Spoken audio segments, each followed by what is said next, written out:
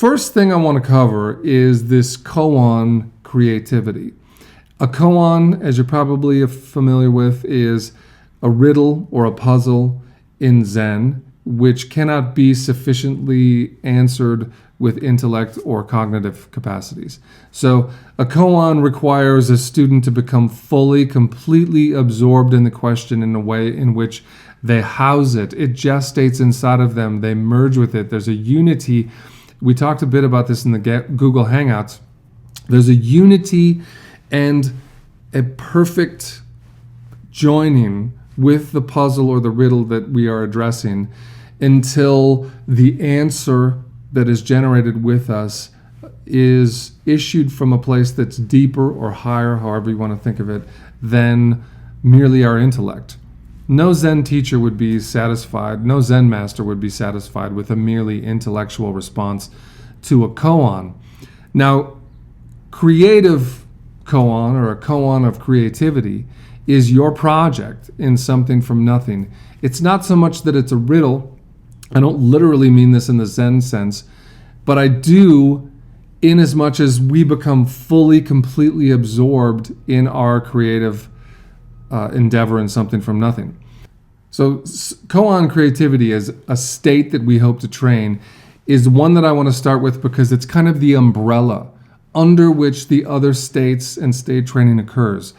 If you get to a point of full absorption where all of these types of state training that you're using turns your absorption into a 24-hour, unbroken, sustained focus with your project, with your creative undertaking, then you've entered into a kind of koan state, a creative state which includes your waking awareness, your dreaming awareness, your deep dreamless sleep, the hypnagogic, the hypnopompic, and basically every state cycle that you're going through, and also the ones you're training, your meditative practices, perhaps your physical objective realms, the imaginal and the other semantic training that we're going to go into here. So when I say koan creativity, I am talking about a full saturation in which every state that you go through is focused and dedicated to your project. Koan creativity is a kind of eclipse event. And I'll give you an example from my life.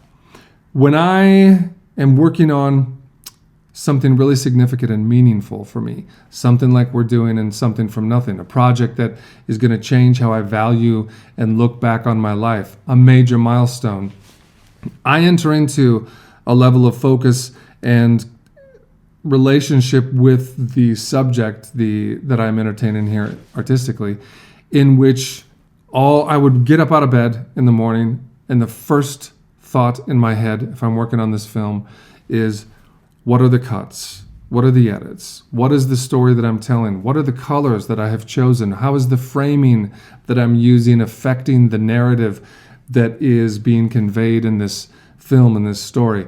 All of those wheels start working in my head. I start thinking about the actors' performances. How can I better use the mechanics of production to evoke all of that? So the waking state in my morning is already rolling within this. I get to work. I start working on the computer.